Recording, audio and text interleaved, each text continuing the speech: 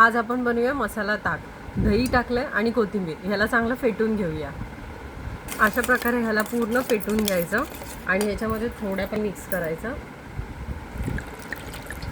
परत चांगल्या प्रकारे आपण ह्याला मिक्स करून घेऊ. हे चांगल्या प्रकारे मिक्स करून झाले. चवीपुरतं मीठ.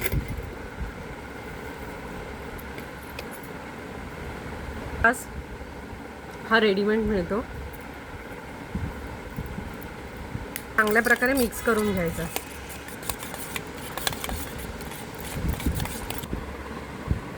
आपल्या कन्सिस्टन्सीनुसार पाणी मिक्स करायचं.